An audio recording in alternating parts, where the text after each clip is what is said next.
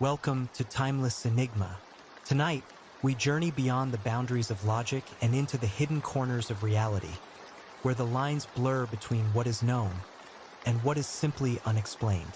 From forgotten tapes on the moon to vanished children and twin souls, these are the mysteries that refuse to rest. So close your eyes and let your mind drift as we explore the unsolved mysteries that will make you question reality. The man from Taured, a passport from nowhere. As the world settles into evening and your thoughts begin to slow, let us drift into a mystery whispered across decades. A tale tucked between airport terminals and unanswered questions. A puzzle that seems too strange to be real and yet too vivid to be dismissed. Tonight, we begin with the story of a man who arrived at an airport and may have come from a place that doesn't exist.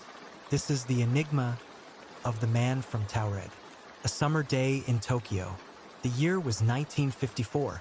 A hot summer's day unfolded over Tokyo's Haneda Airport. Travelers moved in quiet, methodical rhythm, some returning home, others chasing the unknown. Immigration officers, dressed in neatly pressed uniforms, checked documents with practiced ease. And then, a man stepped forward. He was European in appearance, middle-aged, dressed in a gray business suit. He carried a briefcase and spoke several languages fluently, including Japanese, French, and Spanish.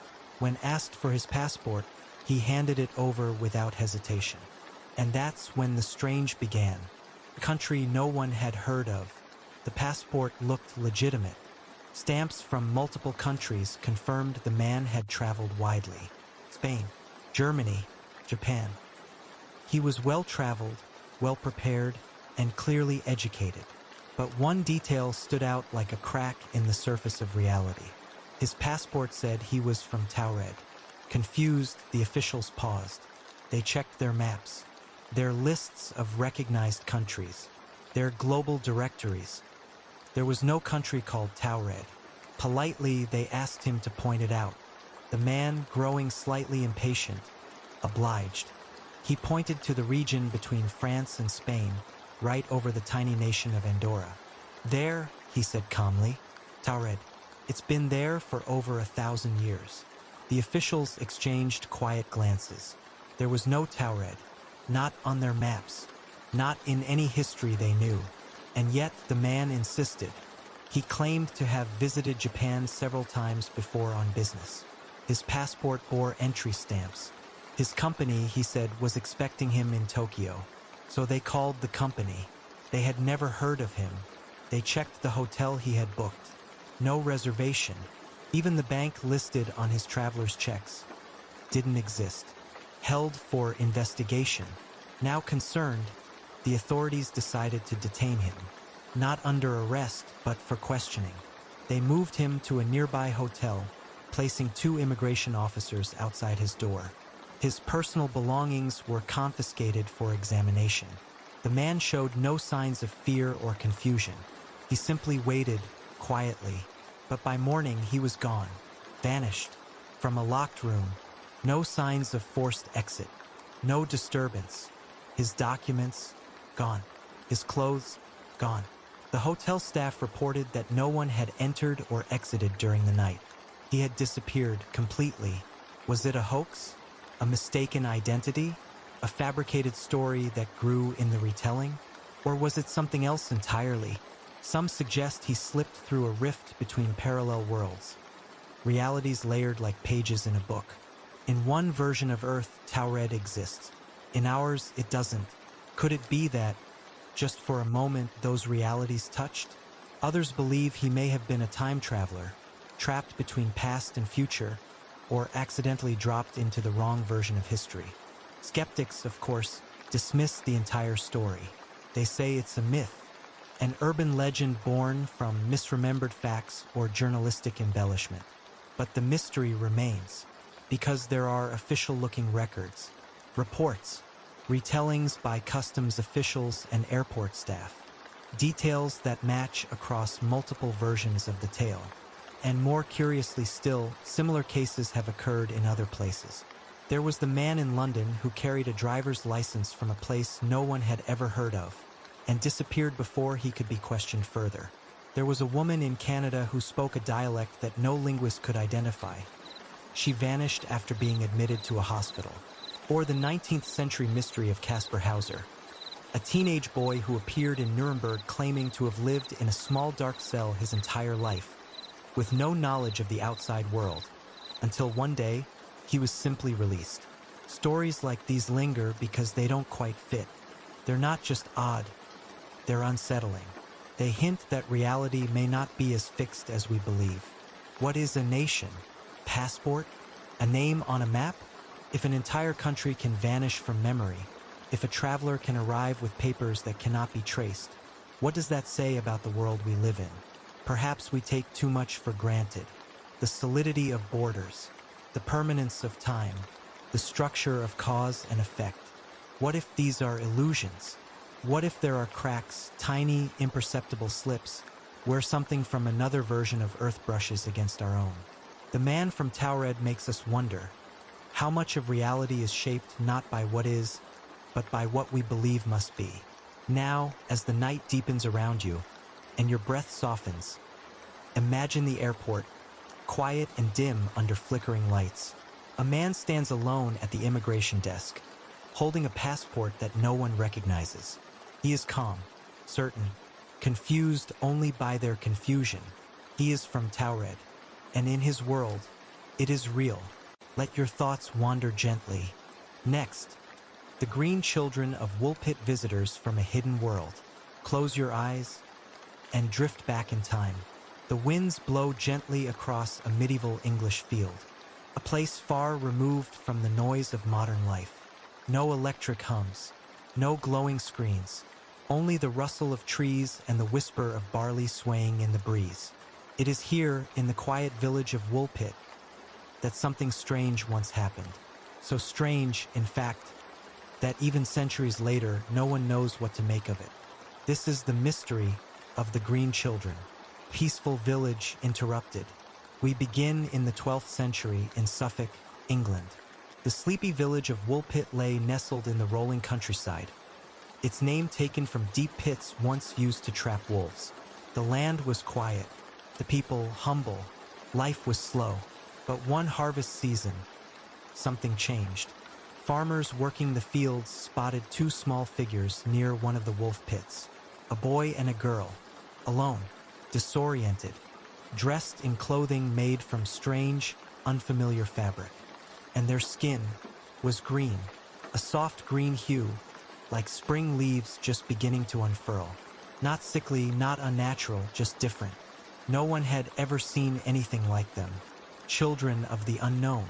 The villagers approached slowly, kindly. The children did not speak English or any language anyone recognized. They were frightened. The boy clung to the girl. They were taken into the village, sheltered in a local home. And though they were offered food, they refused everything until someone brought them raw beans, still in their stalks, that they devoured. Weeks passed. Slowly, the children began to eat more. They learned to speak some English. Their green color faded to a more natural tone. But the mystery of who they were only deepened. A story from somewhere else. When asked where they had come from, the girl, whose brother had sadly died not long after their arrival, said they came from a land called St. Martin's Land, a place of perpetual twilight, where the sun never rose fully, where everything was bathed in a greenish glow.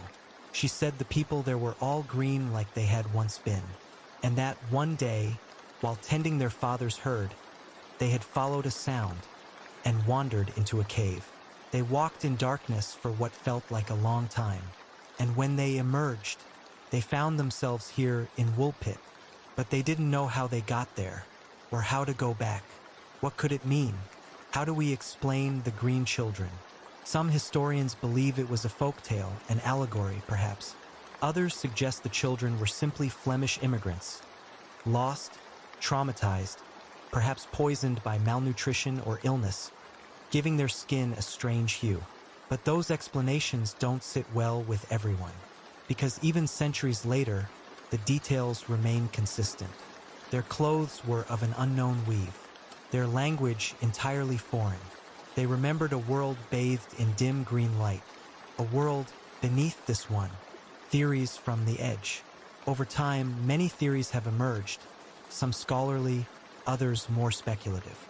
The hollow earth theory suggests the children came from a vast underground realm, a subterranean world lit by some inner source, as ancient legends have long whispered. Others believe they may have stepped through a portal between dimensions, one moment tending their livestock in St. Martin's Land, the next emerging from the earth itself into our world. Could it be that places like Woolpit are located at natural seams, where reality folds in strange ways? Still others think the children may have been time travelers or even extraterrestrial beings, their green skin a symptom of an environment very different from ours. But the most haunting thought? That they were lost, not only in location, but in existence, caught between worlds, between truths, between versions of what is real. The girl eventually grew up. She learned the customs of the village. Some say she married, but she never saw her homeland again, and she never fully explained what had happened. The tale became a local legend, passed down like a bedtime story, a curiosity, a myth. But what if it wasn't? Across cultures and continents, there are stories of thin places, spots where the veil between worlds is thinner, where strange things pass through, doors to somewhere else. Perhaps the wolf pit was one such place. A door, a crossing point, and those children simply wandered too far. Let your breath slow. Let the story settle like mist on your thoughts. A little girl, skin once green, walks alone in the fields of Suffolk, her eyes still searching the horizon for the way home, a home that may no longer exist, or may never have existed in our version of reality. What if, while you sleep, you too might brush against another world, just lightly, like a dream you almost remember, but not quite? Next, the hum is a sound without a source. It often begins in the stillness of night, a gentle thrumming, a subtle vibration, a low, persistent sound that seems to come from nowhere, not from the walls nor from the ceiling, not from the traffic outside or any machine humming to life. It is a sound that defies direction, untraceable, unknowable, a deep and steady pulse that rolls through the silence like a hidden engine behind reality. They call it the hum. And for those who hear it, this enigmatic sound is not just a curiosity. It's an intrusion, presence, a puzzle that science has been unable to explain, and yet one that has left its mark in towns and cities across the globe. From Taos, New Mexico to Bristol, England, from Largs, Scotland to Auckland, New Zealand, the same story repeats itself again and again. A growing number of people, unrelated and scattered across continents, reporting the same strange experience. A sound that no one else can hear. A noise that may not exist, at least not in any measurable way. And yet, it persists. Let's take a deep breath and slowly follow the vibration into the mystery. The global phenomenon. The hum is not a localized event. Reports of this strange low-frequency sound span continents and decades, possibly centuries. Most descriptions of it are eerily similar. It's a low-pitched, droning noise, almost like the sound of a distant diesel engine idling, just beyond perception. But here's where it becomes truly strange. Most people can't hear it. Only around 2 to 4% of any given population seems to perceive it. These individuals are often referred to as hearers of the hum, and they don't hear it through speakers, microphones, or instruments. In fact, many attempts to record the hum have failed, or at best have yielded ambiguous results. It is, somehow, subjective. The first wave of reports came to prominence in the 1970s, but similar complaints stretch back at least as far as the 1950s. Over time, these reports coalesced into localized events that gained media attention. Each incident shares similar features. A group of unrelated people, all living in the same general region, suddenly begin hearing the same strange sound, without any clear external source. Among the most famous of these incidents is the Taos hum. The Taos hum. In the high desert of northern New Mexico lies the town of Taos, an artistic enclave known for its beauty and tranquility. But in the early 1990s, a different kind of reputation began to take shape. A small number of residents began reporting a persistent low-frequency sound that wouldn't go away. Some described it as a distant rumble, others as a deep pulsing drone. For some, it was merely an annoyance, but for others it disrupted sleep, caused headaches, and led to an ever-present sense of unease. As more people came forward, local authorities took notice.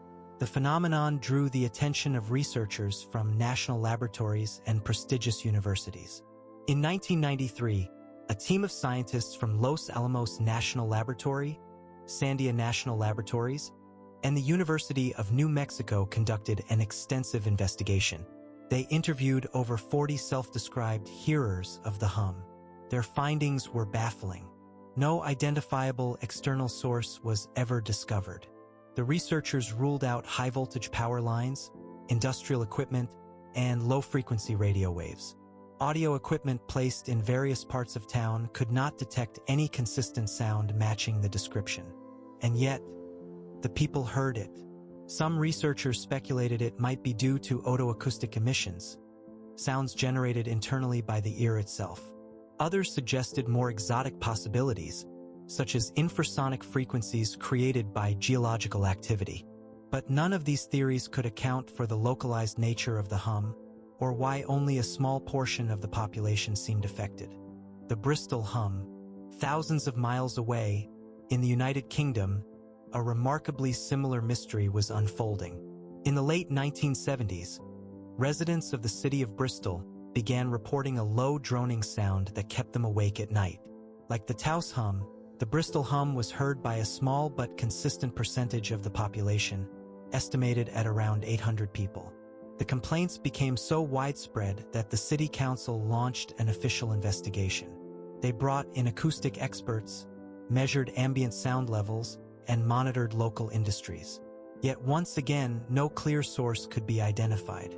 The researchers were perplexed.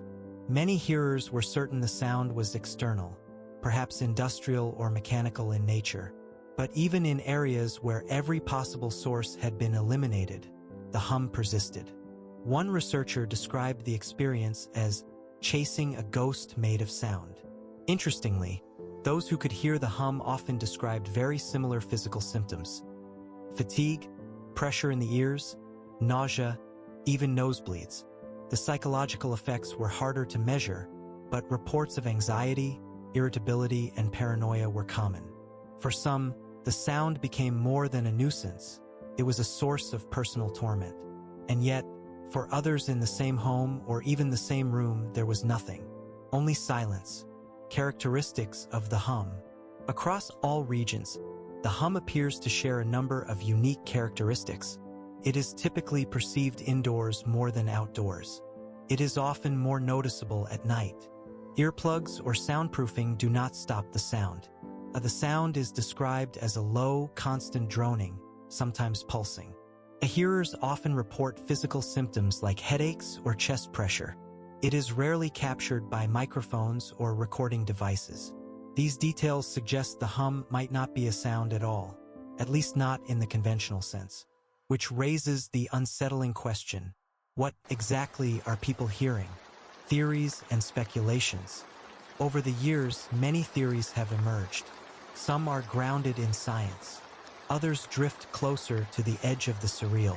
Each tries to explain how something so widespread and specific could remain so resistant to observation. Let's drift through the possibilities gently and see what they reveal. The most mainstream explanation is that the hum is not external at all, but rather a form of low-frequency tinnitus. Tinnitus is a condition in which people hear sounds, often high-pitched ringing or buzzing, that are generated by the nervous system itself. But many hum hearers strongly disagree. Tinnitus, they argue, is typically constant. The hum often changes in intensity or disappears when the hearer travels. Some report that the hum stops when they're in certain locations or even when they're outside their home. Others claim that multiple people in the same neighborhood began hearing it at the same time. It is difficult to imagine a spontaneous mass outbreak of identical tinnitus. Low-frequency electromagnetic waves. Another theory involves very low frequency, VLF, radio transmissions, or electromagnetic interference. Some researchers propose that certain individuals may be sensitive to EM fields or radio waves, experiencing them not as electrical signals, but as auditory phenomena. Infrasound, frequencies below the range of human hearing, has also been implicated. It can be produced by natural processes like earthquakes, ocean waves, or even wind moving through buildings. Some military installations are known to use ELF, extremely low frequency, communication systems to reach submarines deep under the ocean. Could the hum be a side effect of some global system we barely understand? Industrial noise and environmental factors. In some locations, industrial sources have been identified after careful study. For example, in one Canadian town, a steel plant located across the river was found to be emitting a very low-frequency hum, caused by blast furnace fans. But this type of explanation doesn't fit all cases. In Taos, for example, no such industrial source was ever found. Nor in Bristol, nor in Kokomo, Indiana, another city where the hum took hold for years. Some researchers suggest the hum may be a form of mass psychogenic illness, where belief in a phenomenon spreads, causing people to interpret internal sounds or mild environmental noise as something much more profound. But this view fails to account for the extreme consistency in hum reports across geography and time. People from entirely different cultures with no exposure to media reports have described nearly identical experiences. Can thousands of unrelated individuals all be imagining the same thing? Then there are more esoteric theories. Some suggest the hum may represent a kind of dimensional overlap, a bleed-through from another reality. Others claim it is evidence of underground technologies at work, tunneling systems, black projects, or even buried alien craft. Still others say the hum is not a sound at all, but a vibration of consciousness itself. A signal meant to awaken or confuse. Perhaps the sound is a side effect of something our minds are not yet ready to perceive. A tuning fork resonating with the fabric of existence. A reminder that our sensory reality is not complete, that we live within a narrow spectrum of perception, unaware of the deeper tones that move just beneath. What if the hum is always there, and only some of us have begun to hear it? Real lives, real disturbance. To those who haven't heard it, the idea of the hum might sound intriguing or even amusing, but for the people who live with it day after day, it can be life-altering. Let us drift now into a few such personal stories. In Windsor, Ontario, a Canadian city just across the river from Detroit, reports of the hum began in earnest around 2011. Residents described it as a throbbing vibration, part noise, part sensation. It would rise and fall in intensity, like a tide of sound moving through the air. At first, many assumed it was industrial noise from nearby factories. But even after some plants shut down, the hum remained. The Canadian government funded studies, including acoustic mapping and atmospheric monitoring. A steel plant on Zug Island was eventually suspected as a source, but officials never confirmed it. The noise at times seemed to vanish, only to return days or weeks later. One resident, a woman named Teresa, kept a log of her experiences. "It makes me feel like I'm going crazy," she wrote. "I can feel it in my chest. It's not just a sound. It's a pressure, a presence." In Largs, Scotland, another wave of reports began in the early 2010s. An entire neighborhood described the same low, mechanical thrum that kept them awake through the night. Some blamed underground pipes. Others suspected hidden generators or far-off maritime activity. But despite numerous inspections and sound surveys, no explanation was ever found. The local council issued statements. The newspapers ran stories. But the sound, it never left. And then there's the story of Deborah Green in Leeds, England, a retired university lecturer who began hearing the hum in the late 1990s. The noise was subtle at first, but grew more intense over time. She moved houses. She switched electronics. She insulated her walls. Nothing helped. Eventually, She formed the Hum database, a collection of testimonials and mapped reports from Hum hearers around the world. It became clear that this wasn't just one town, one country. It was global, a patchwork of unconnected people, all tuning in to a sound no one else could hear. Perhaps a hidden frequency vibrating just beneath the threshold of understanding. The Hum map. Thanks to efforts like Deborah Green's database, we now have a clearer image of where the Hum has been reported, and it's far more widespread than most realize. Let your imagination drift over a map of the world, where glowing dots appear wherever the Hum has touched down. A Taos, New Mexico, desert silence interrupted by a subterranean pulse. A Bristol, England, a low drone winding through stone buildings and sleepy suburbs. Auckland, New Zealand, hum heard along the coasts and in the hills. A Kokomo, Indiana, a local investigation found 2 mechanical sources. But even after they were shut down, the hum continued for some. The Bondi, Australia, beachside residents describing a sound like a truck idling in the distance. A West Seattle, Washington residents near Puget Sound reporting a reverberation you can feel more than hear. A Vancouver Island, Canada, a persistent mystery affecting entire neighborhoods. Each report is like an echo, a signature of something larger, yet still hidden. Why does the hum seem to favor certain locations? Is it geological, industrial, or is there a pattern we haven't yet recognized, one not shaped by surface activity, but by something deeper beneath the Earth itself? Earth's hidden frequencies. Let's pause for a moment and gently consider the planet beneath our feet. The Earth is not silent. It hums. Seismologists have long known that the planet produces low-frequency vibrations, deep, slow waves caused by shifting tectonic plates, oceanic movement, and atmospheric pressure. These Earth-generated vibrations are called microseisms. They are always present. They are inaudible to the human ear, yet measurable by instruments. But what if, for a few individuals, these deep Earth sounds are not completely inaudible?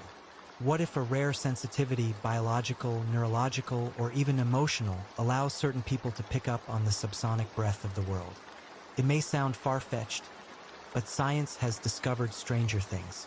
Some animals can perceive infrasound. Elephants, for instance, communicate across great distances using low-frequency rumbles that travel through the ground. Whales and giraffes do the same. Even pigeons navigate using magnetic fields that may be tied to low-frequency resonance.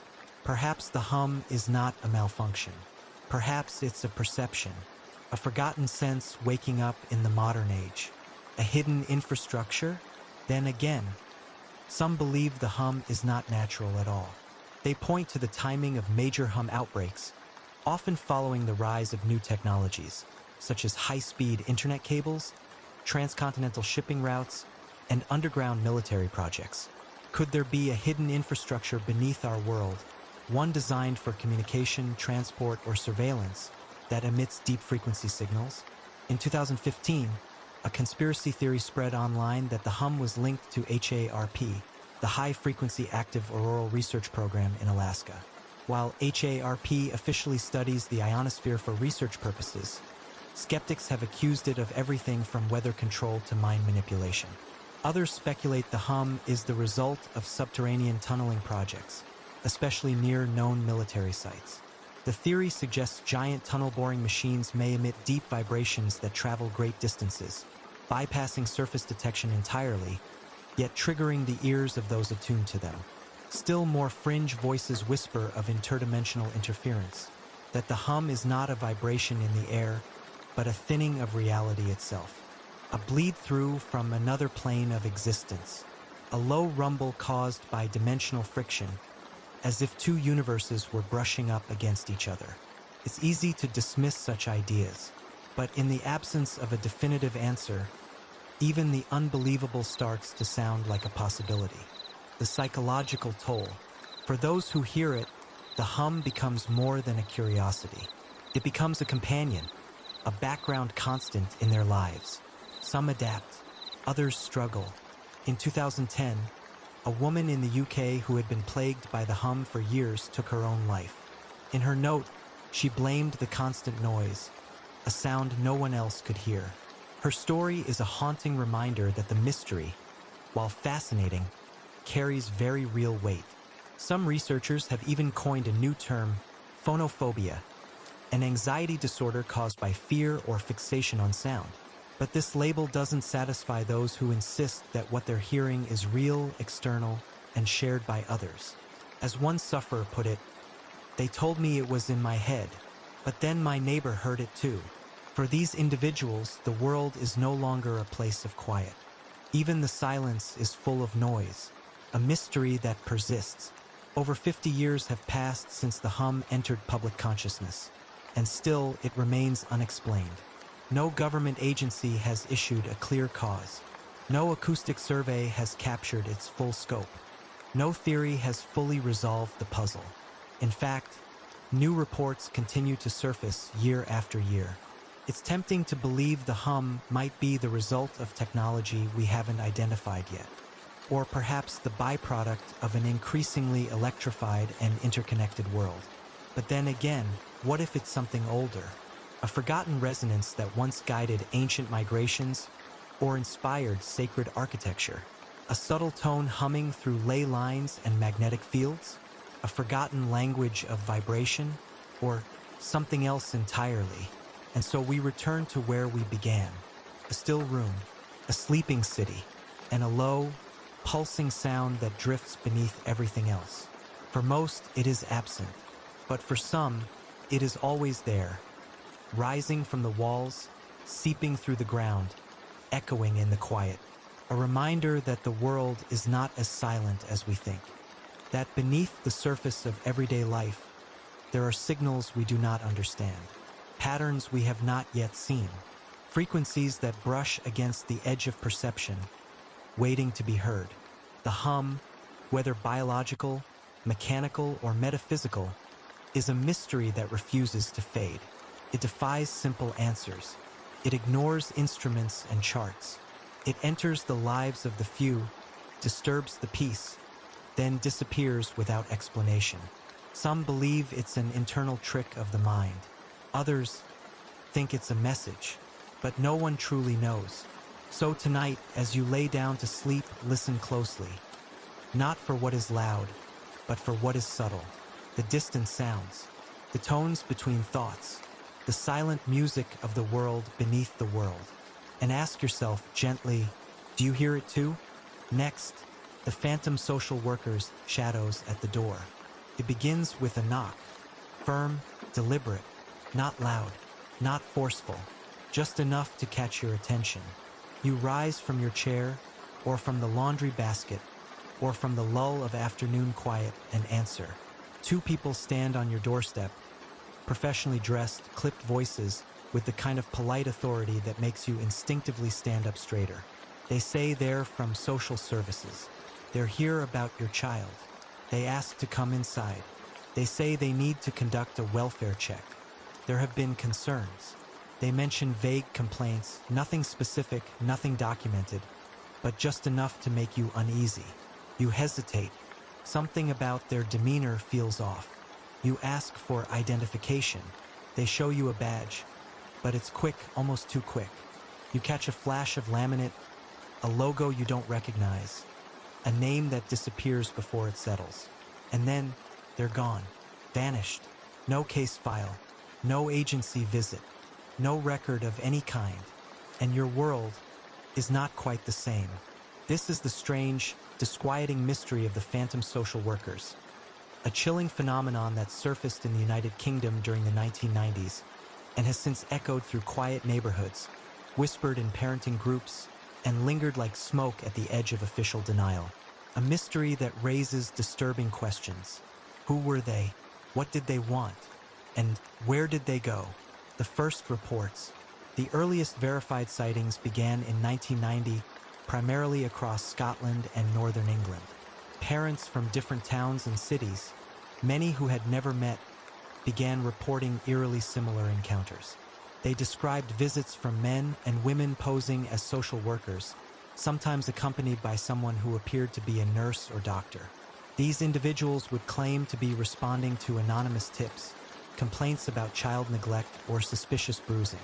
They were calm, professional, well-dressed, articulate, but there was something strange, always something strange.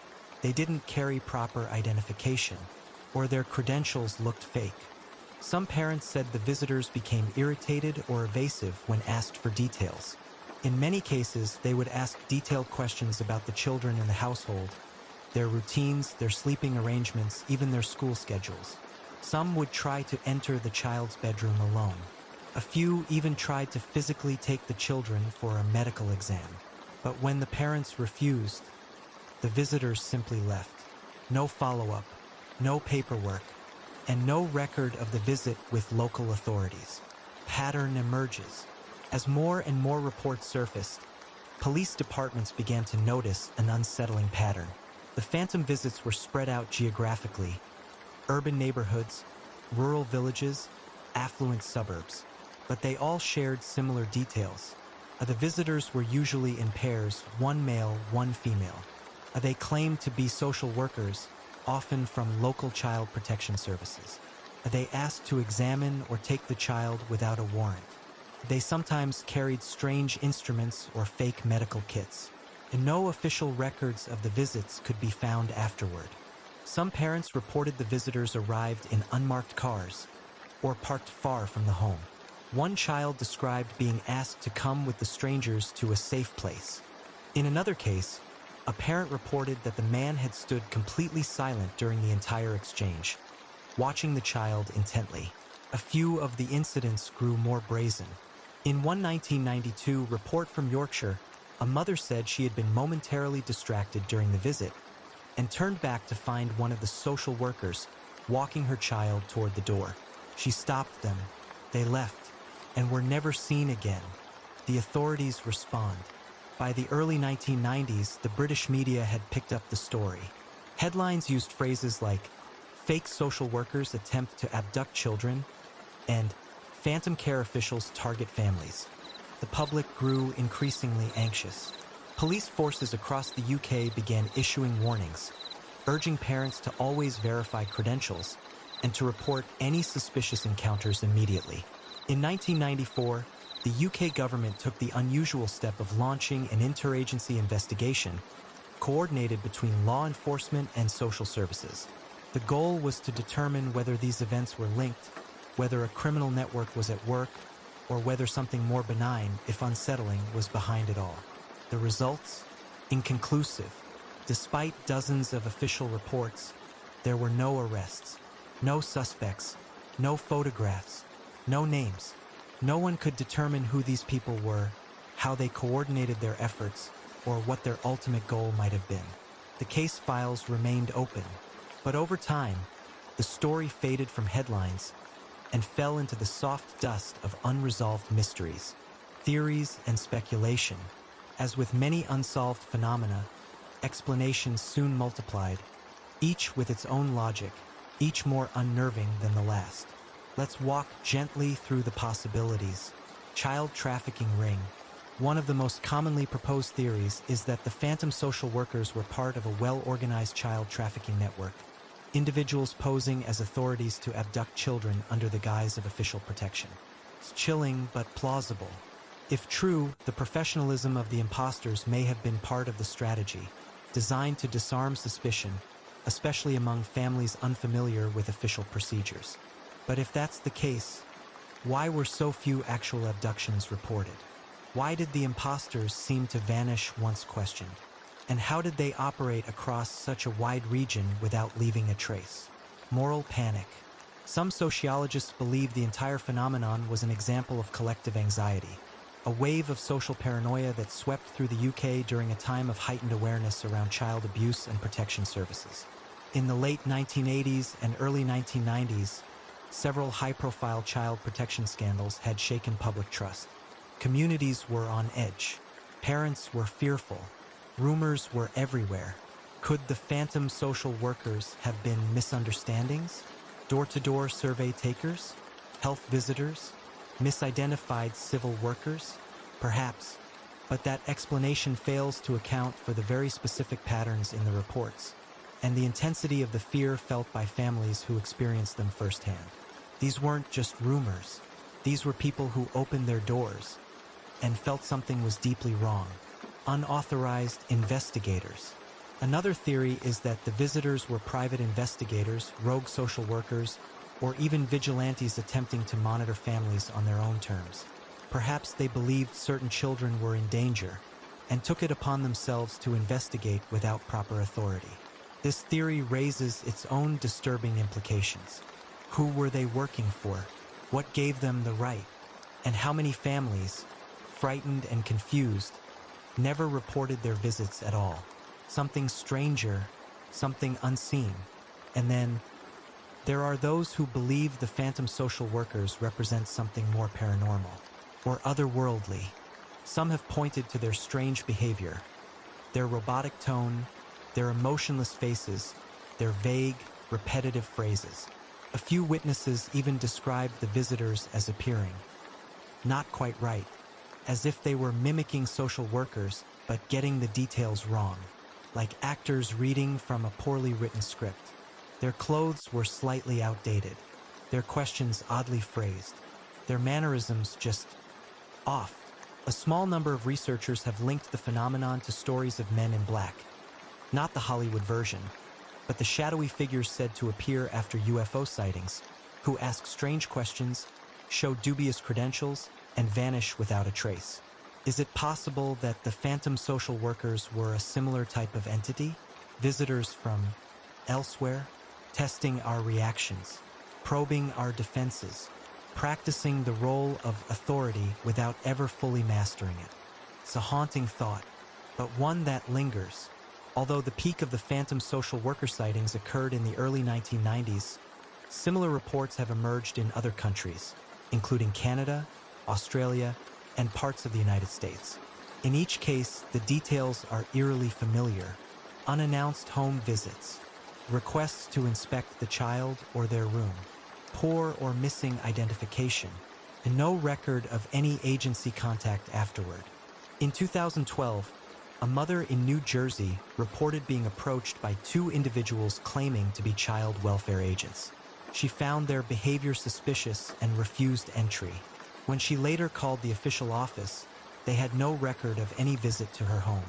The story barely made the news, but the pattern persisted, as if the phantom visitors were still moving, still knocking, still watching. A mystery without resolution. Decades later, the mystery remains. No one has been caught. No group has claimed responsibility. No official explanation has closed the case. The British government quietly archived the reports. Law enforcement still has open case numbers, unsolved, unexplained. And in the quiet hours of the evening, some families still remember those unexpected visits. The polite voices, the emotionless faces, the cold questions about their children. They remember what it felt like to stare into the eyes of someone pretending to be something they weren't, and wondering why. Not all mysteries are grand. Some are subtle, domestic, close to home. They creep into our neighborhoods, knock on our doors, and speak in soft, careful tones. They wear familiar masks, of doctors, of helpers, of those meant to protect us. And perhaps that's why they're so disturbing, because they make us question not only reality, but the people we're meant to trust. So tonight, as you settle into the quiet, listen for the gentle rhythm of your home, the faint ticking of a clock, the low hum of an appliance, and imagine, just for a moment, a knock at the door, and a voice saying, "We're from social services. May we come in?" And then ask yourself, what would you do? Next, the Pollock Twins, a chilling case of reincarnation. Softly now, let us drift through the mists of time to a quiet English town in the 1950s, where the veil between life and death seemed, for a brief and inexplicable moment, to ripple. What if memories of a past life lingered in the minds of children? What if loss, unbearable and final, found an eerie echo in the cries of newborn twins? This is the mystery of the Pollock Twins, a story that unfolds not with the grand drama of ghostly hauntings or strange disappearances, but with something far more subtle and far more unsettling. A tale whispered in the language of memory, reincarnation, and the possibility that identity, like time itself, is not as linear as we once believed. It begins in Hexham, a quiet market town in Northumberland, England. The year was 1957, and the Pollock family, John and Florence, were raising their two daughters, Joanna, age 11, and Jacqueline, age 6. Their life was simple and devout. John was a grocer and a deeply religious man who had long held a belief in reincarnation, despite his Roman Catholic background. Florence, more cautious and pragmatic, didn't share this belief. But tragedy was about to change everything. On May 7, 1957, Joanna and Jacqueline were walking to church with a friend when they were struck and killed by a car. It was a horrifying moment. Sudden, senseless, and devastating. The loss of both daughters at once left their parents broken, submerged in a grief that words cannot truly hold. Florence and John clung to one another in the months that followed, but their mourning took different shapes. Florence withdrew. John, perhaps desperate for a thread of hope, began to speak of the girls returning. Not in spirit, but in body, reincarnated into new life. Less than a year later, Florence became pregnant again. Despite medical predictions of a single birth, she gave birth to twin girls on October 4, 1958. They named them Jennifer and Jillian. From the beginning, John saw this as a sign, a miracle. But the mysteries were only beginning to reveal themselves.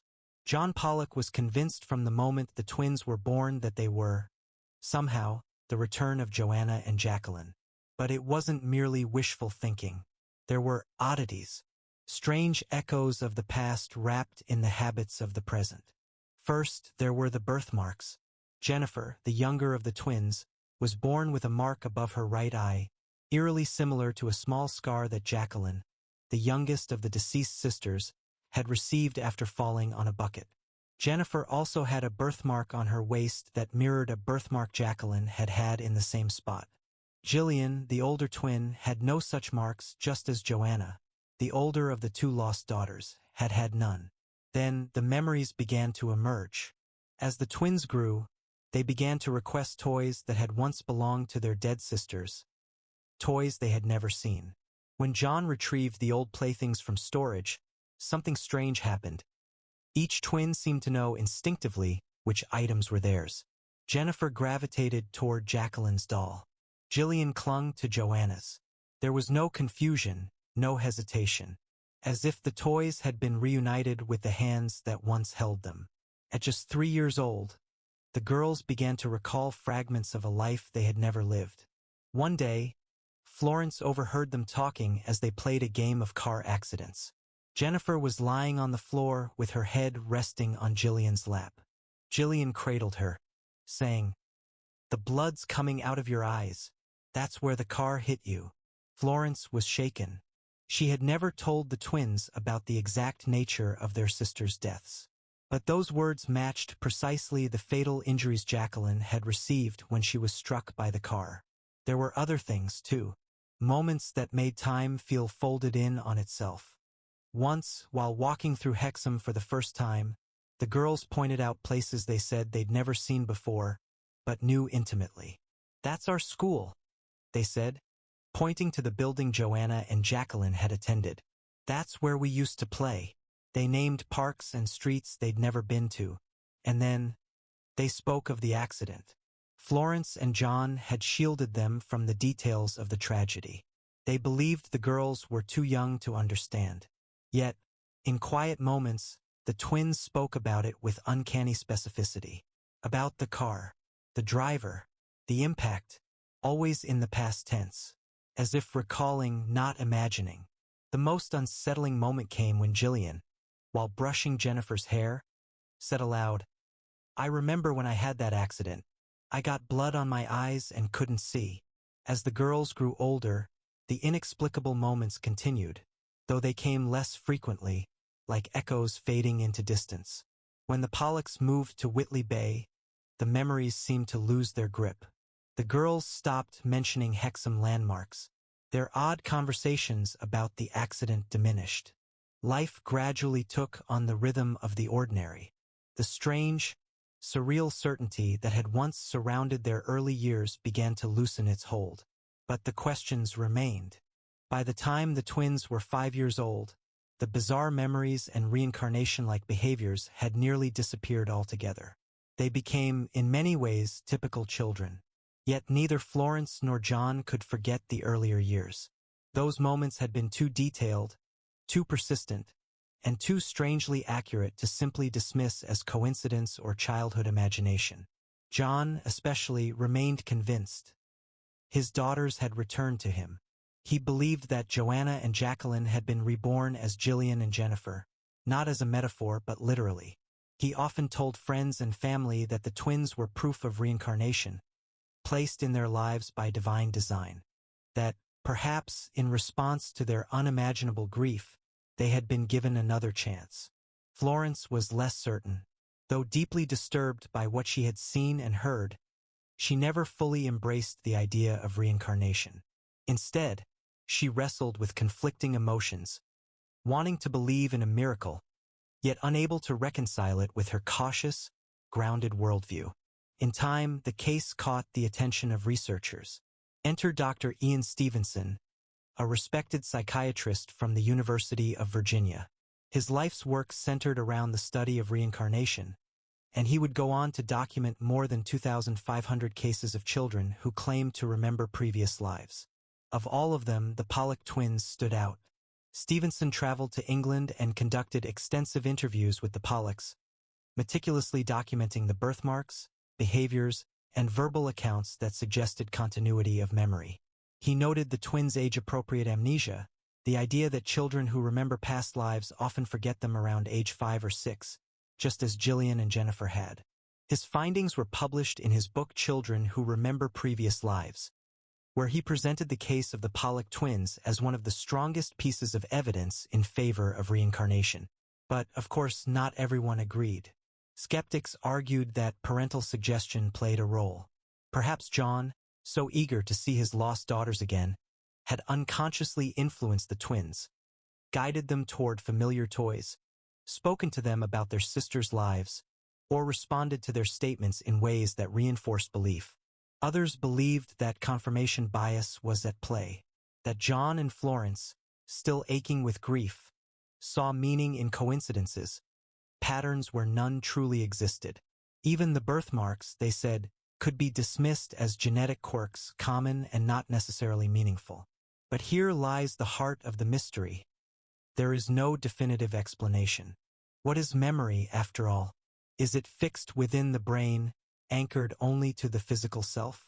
Or is it something more, something fluid, migratory, and bound not by biology, but by some deeper order we do not yet understand? Gillian and Jennifer themselves grew up unaware of the stir their early lives had caused. According to interviews later in adulthood, they remembered nothing of the strange things they once said and did. Their childhood recollections were normal, linear, uneventful. And yet there was one final twist. When Gillian was 20 years old, she reportedly began to experience brief flashes of memory. Vivid, clear scenes she could not place. She saw herself playing in a sandpit behind a house in Hexham. But the problem was, she had never lived there. Joanna had. The memory was so specific, so visual, that it shook her. No one could explain it. What are we to make of all this? Two children, born into tragedy, echoing lives they never knew, speaking of memories they were never told, reaching for toys they'd never seen, remembering a town, a school, a moment of death, until, as if by design, it all slipped away. For those seeking a rational explanation, the case of the Pollock twins offers just enough ambiguity to escape firm conclusions. Childhood imagination, subconscious parental influence, psychological projection. Each theory seems to explain one piece of the puzzle, but none quite assemble the whole. And yet, for those open to other possibilities, the story lingers. Reincarnation has been spoken of for millennia. In Hinduism, in Buddhism, in ancient tribal beliefs that cross continents and cultures. Could it be that the human soul does not simply vanish, but but circles back, carrying traces of its journey forward into new life? If so, what defines us? Is it our DNA, our bodies, our upbringing, or is it something more elusive, something that can survive death, hide within the folds of time, and reemerge in unexpected form? For John Pollock, the answer was never in doubt. He once said, with a quiet certainty, that he felt his daughters had been returned to him, as if by a grace he could never quite explain. Florence, more guarded, never fully accepted the reincarnation theory, but she admitted, in later years, that what she had witnessed with her own eyes had shaken her beliefs to the core. And for the twins themselves, they lived normal lives, quiet ones. They married, had children, and never again spoke of past lives or buried memories. Whatever strange thread had once bound them to the lives of Joanna and Jacqueline seemed to dissolve with time. But the story remains. It endures in books and documentaries, whispered in psychology courses and late-night conversations. It remains unexplained, its pieces too precise to ignore, too slippery to prove. And so we are left in that curious space, the in-between, where science meets mystery and the unknowable leans close, just for a moment, before retreating into the shadows once more. Sleep now, if you wish, with this mystery curling softly at the edges of your dreams. The story of the Pollock twins is not one of terror, but of tenderness, of love that crosses the boundaries of life and death, and of memory that refuses to be forgotten. And soon, we shall explore the next enigma, another thread in the great, tangled web of reality's unsolved riddles. Next, the Max Headroom signal hijacking a broadcast from nowhere. It was a quiet Sunday evening in Chicago, November 22nd, 1987.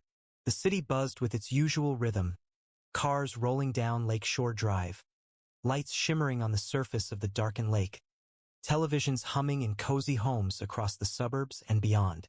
At 9 p.m., viewers tuning into WGN-TV's nightly news were expecting their usual programming, anchored voices delivering headlines with the calm predictability of routine. But then, without warning, the screen flickered, the image warped, and in the blink of an eye, the familiar newscast vanished, replaced by something so strange, so surreal, that many initially thought it was a prank or a dream. The screen now showed a man wearing a rubber mask, the distinctive face of 1980s cyberpunk icon Max Headroom.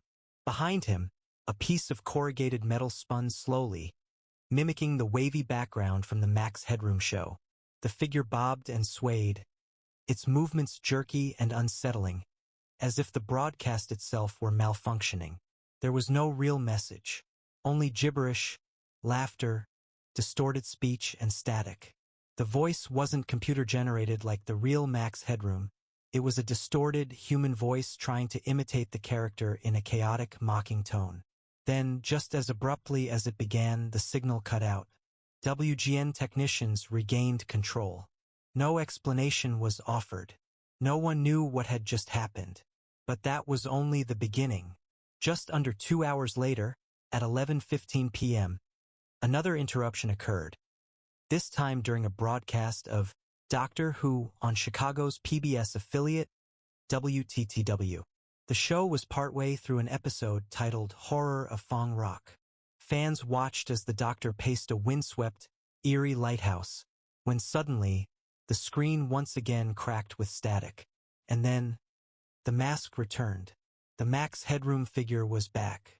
But this time, the broadcast lasted longer. Over a minute and a half of bizarre, unsettling behavior played out live across televisions in Chicago. The masked figure twisted and writhed, ranting nonsensically about WGN, Chuck Swirsky, and Coca-Cola. He hummed the Clutch Cargo theme, yelled random phrases, and made a strange, screeching laugh that echoed through homes like some kind of broken machine. He held up a can of Pepsi and said, "Catch the wave," mocking Coca-Cola's slogan. Then the figure turned around. Someone off-screen appeared, possibly an accomplice, and spanked him with a fly swatter. The voice giggled, and then it was over. Static. Silence. Doctor Who resumed, But the broadcast would never be quite the same again. What happened that night in Chicago wasn't just unsettling. It was illegal. And more than that, it was seemingly impossible. To hijack a television signal in 1987 wasn't a simple prank. It required specialized knowledge, expensive equipment, and access to frequencies normally protected by layers of infrastructure. After the two incidents, the WGN news interruption and the longer hijack during Doctor Who, an investigation was immediately launched. But what officials found was nothing. The Federal Communications Commission, FCC, and FBI were brought in. Engineers reviewed the incident, trying to trace where the signal had come from. Theories emerged. To interrupt WGN, the perpetrators would have had to overpower a microwave transmission link from the station studio to their transmitter atop the John Hancock Center. The second hijack during the WTTW broadcast was technically more vulnerable, but still required the ability to override a powerful UHF signal. No suspects were ever identified. No names. No arrests. Not even a credible lead. In a city of millions, someone had broken into the electromagnetic pathways of broadcast television and disappeared without a trace. A message without a meaning. What made the event even stranger was its lack of clear purpose. There was no manifesto, no political agenda, no call to action. Instead, what viewers saw was a surreal performance. Chaotic, humorous, and disturbing all at once. The masked figure mocked TV personalities, spouted nonsense, and parroted commercials. Some wondered if it was a statement on corporate media, given the ridicule of Coca-Cola and WGN. Others thought it might have been an inside joke by media students or rogue technicians. But the oddness of the imagery, particularly the spanking scene, raised more uncomfortable questions. Was it meant to be symbolic? Was it satire? Or something darker? To this day, no one knows. The nature of hijackings. Signal intrusions, while rare, weren't completely unheard of. A few years earlier, in 1986, a man calling himself Captain Midnight had interrupted an HBO broadcast with a protest message against subscription fees. He was later caught and fined. But the Max Headroom hijacking was different. It had no clear point, no explanation, and no subsequent confession. It was an intrusion for the sake of chaos. An artistic performance, perhaps, or a message understood only by its creators. It was also eerily ahead of its time. In the decades that followed, our world would become saturated with digital culture.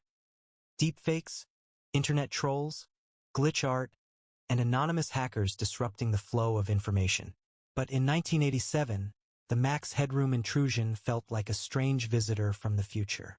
It was glitchy, meta, artificial, fragmented, like the early murmurs of the internet before it arrived.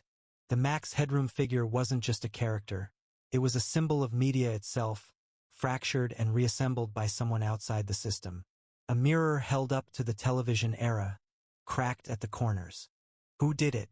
Over the years, amateur investigators have dug through old broadcasts, analyzed audio spectrums, and traced the broadcast paths. Message boards speculated. YouTube channels launched deep dives. Reddit threads theorized everything from rogue technicians to disgruntled WGN employees. But one name has never emerged as a credible suspect. The mask helped, of course. It wasn't CGI, it was a literal rubber Max Headroom mask, distorted further by the bad video quality and warping of analog interference. The audio was also filtered, pitched oddly, and surrounded by static and buzzing background noise. Some theorized that the person behind the mask had worked in broadcasting, or at least had friends who did. The technical difficulty of overriding two signals in the same night pointed to expertise that most amateurs wouldn't have. Others speculated it may have been a group effort, not a lone prankster, but a small team of media-savvy individuals pulling off the ultimate stunt. Whoever they were, they vanished into silence after that night. Cultural aftershock. Though the incident itself lasted less than 2 minutes in total, the Max Headroom hijacking had a long tail. It became legend in Chicago, a whispered urban myth, retold through grainy VHS recordings passed around by fans of strange broadcast lore. In time, it went national. Documentaries, tech history blogs, and television specials picked up the story. In a world growing more skeptical of centralized media, the idea of someone hijacking a television signal felt like a folk tale for the digital age, a reminder that even the most carefully controlled systems are vulnerable to intrusion. It also became part of a larger movement, what some call lost media mythology, a growing community of people fascinated by the gaps in our cultural memory. Old tapes, forgotten transmissions, TV shows that aired once and were never seen again. The Max Headroom hijacking was not forgotten. It was studied, archived, analyzed, and still, no one came forward, not even as a deathbed confession. Echoes in the present. In the years since, other intrusions have occurred. Pirate radio, unexplained transmissions, hackers taking over public screens. But none have carried the strange energy of Max Headroom. It wasn't just a prank. It was the aesthetic, the performance, the weirdness that stuck with people. The jerky motion, the low droning audio, the combination of humor and discomfort, the total randomness of it all. Even today, people rediscover the video on YouTube and describe the same feeling. It's funny, but it also kind of unnerves me. It's like I've seen it in a dream. I don't know why it gives me chills, but it does. There's something about glitched imagery that speaks to us on a deeper level, reminding us that reality, too, can glitch, that the systems we rely on aren't always perfect, that someone somewhere might still be watching from behind the screen, a mystery preserved. As we sit now, decades later, in a world of fiber optic cables, cloud computing, and satellite broadcasts, it might seem impossible that a stunt like this could ever happen again. But perhaps that's what makes the Max Headroom incident so enduring. It was the perfect storm: technical brilliance, surreal aesthetics, and total anonymity. No ransom, no confession, no follow-up, just two brief transmissions, and then static. And so we close this chapter with no resolution. Only questions. Who was the man in the mask? Why did he interrupt the doctor who broadcast, of all things? Was it a protest? A prank? A warning? An artwork? Or something we still don't understand? Like a ghost in the machine, the Max Headroom hacker remains untraceable.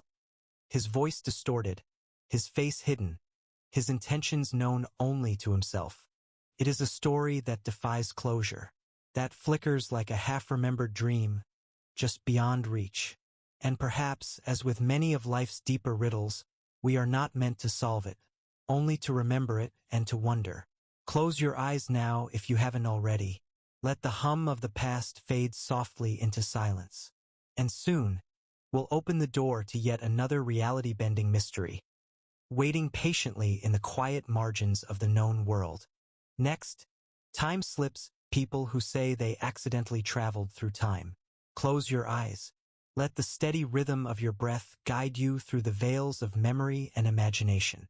Because time, as we know it, is supposed to flow in one direction, forward, ticking moment by moment in measured succession. But what if now and then that flow bends? What if there are cracks in the fabric of time? And through those cracks we sometimes fall. Tonight, we explore one of the strangest and most subtle categories of unsolved mysteries, phenomena known as time slips. Brief, disorienting moments when people claim to have stumbled, quite unintentionally, into the past, or occasionally into a time not yet come. There is no lightning, no glowing vortex, just an ordinary moment turning strange. And once it happens, nothing is quite the same again. Our journey begins in France, on a warm August afternoon in 1901. Two English women, Charlotte and Moberly and Eleanor Jourdain, both highly educated and well-respected academics, were visiting the Palace of Versailles, once the glittering seat of French royalty. As they strolled through the gardens near the Petit Trianon, a small chateau once gifted to Queen Marie Antoinette, they began to feel unsettled. The air turned heavy. The sunlight seemed to dim, as if obscured by a strange filter. And then, they noticed the people around them. Men in green coats with tricorn hats. A woman in old-fashioned dress sketching beneath a tree. Servants in unfamiliar uniforms. It was as if they had walked into another century. The two women felt as though they were being watched. The atmosphere had a dreamlike stillness, like a scene suspended in amber. Eventually, they found their way out, and the spell seemed to lift. Later, comparing notes, they became convinced they had experienced a time slip. Not a hallucination, not a fantasy, but a literal movement through time. They published a book under pseudonyms, an adventure. The account sparked controversy and fascination, dividing readers. Skeptics accused them of embellishment or confusion, but neither woman ever recanted. They maintained, for the rest of their lives, that what they experienced was real. They had walked, if only for a moment, into the 18th century. The Vanishing Hotel, a night in the past. Fast forward to 1979. Two British couples, Jeff and Pauline Simpson and Len and Cynthia Gisby, were on a holiday road trip through France. Late in the evening, they stopped in a rural village and found an inn. Charming, rustic, seemingly unchanged since the early 1900s. The room had no modern fixtures, no telephone. The bed was made of iron, but the hospitality was warm and the price modest. The next morning, they continued their journey. On their way back a few weeks later, they tried to revisit the inn, but it was gone. No trace, no records. Locals claimed no such inn had ever existed in that location. Not recently, not for decades. Photographs taken that night later failed to develop correctly, coming out blurry and distorted, as if the film had been exposed to something outside the norm.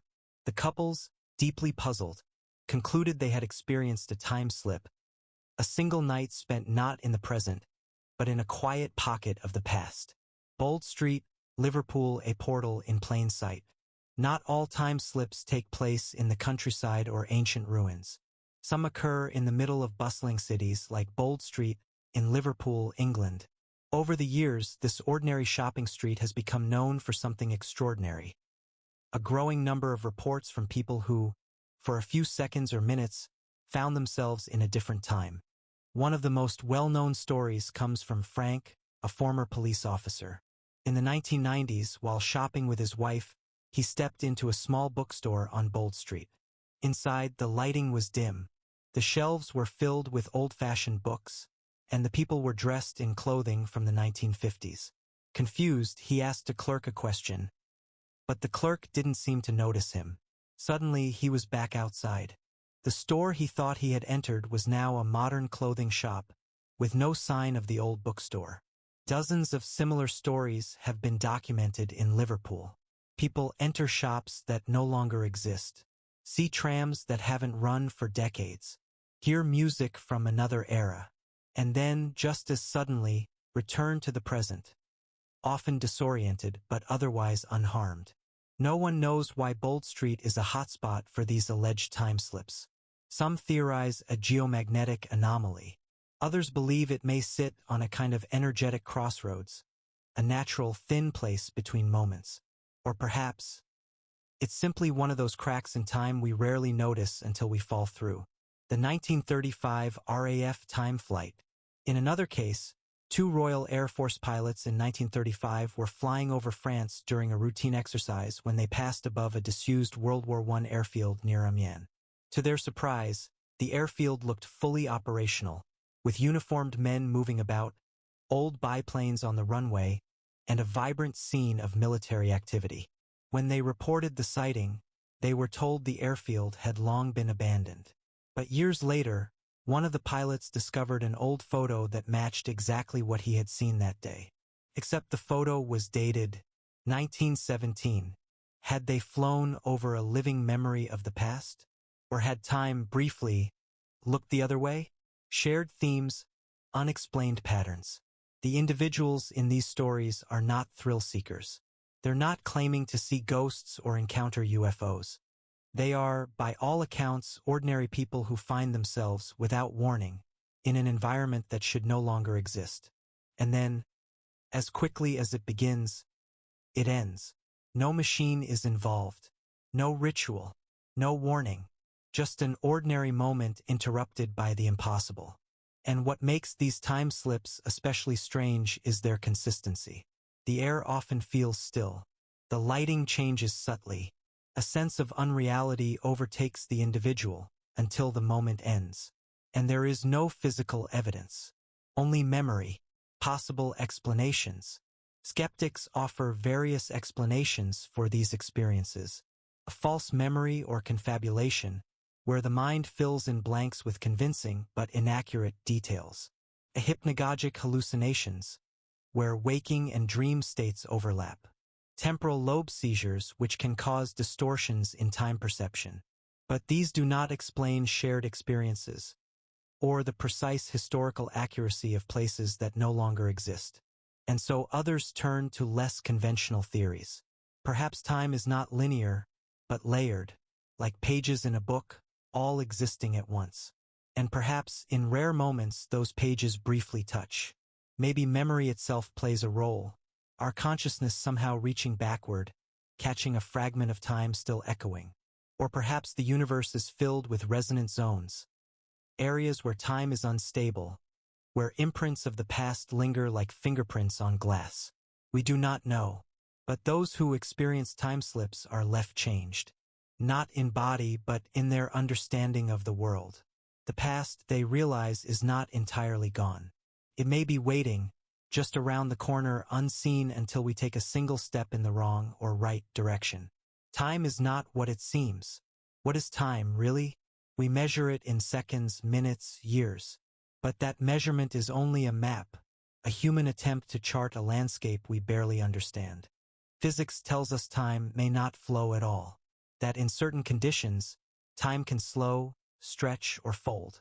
That the past, present, and future may all coexist in a vast tapestry, woven from possibilities and choices. Could time slips be tiny moments where we touch that deeper truth? A glimpse of a timeline not entirely lost, but humming just beneath the surface. Dream or dimension? Some philosophers suggest we live in more than one reality at once. That the mind, consciousness itself, is not bound by chronology.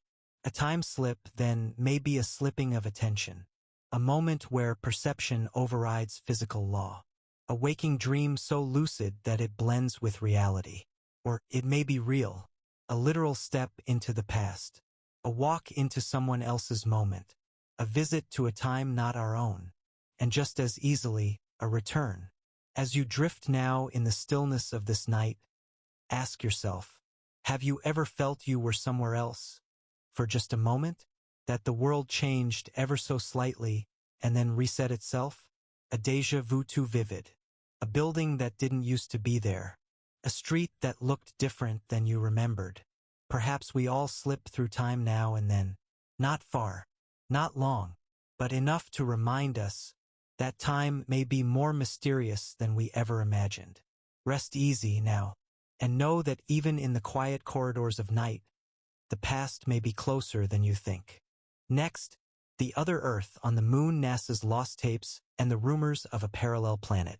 In the cold silence of space, between the shadowed craters of the Moon and the endless vacuum beyond, whispers echo, faint stories, long buried beneath official transcripts and mission briefings.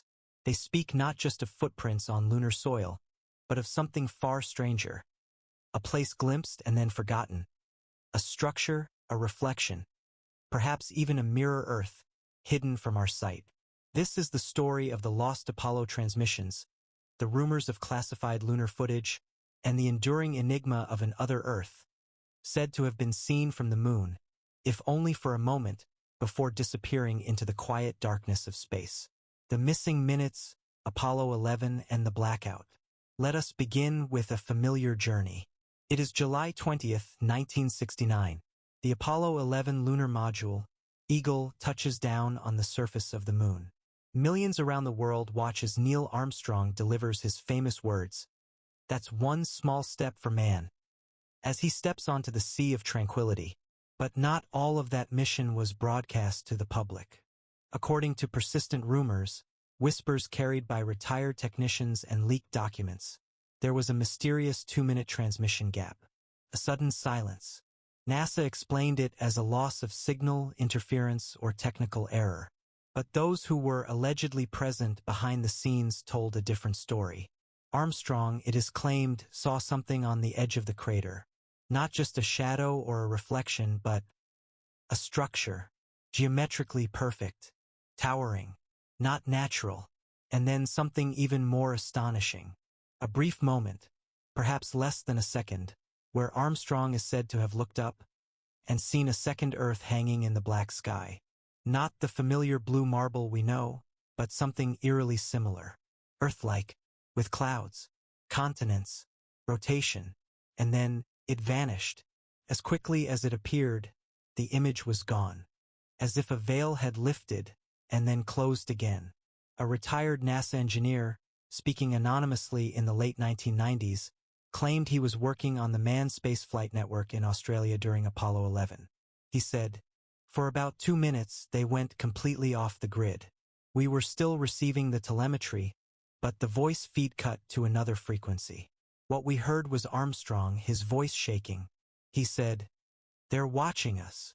And then he described shapes, towers, reflections. Then he asked, 'What is that? Is that Earth? No, it can't be.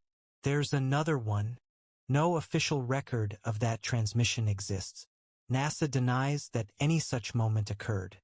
But others, private radio operators with homemade equipment, also claimed they caught a portion of that mysterious blackout. What could Armstrong have seen? A hallucination? A trick of light? Or something else entirely? The other Earth theory. Here's where things become even stranger. Some theorists suggest that what Armstrong saw was a parallel Earth, a kind of twin planet, invisible from Earth's surface, but visible for a moment from the moon. They argue this could be a dimensional reflection, a sort of cosmic mirror revealed by a unique alignment between the moon, Earth, and an unseen object in space.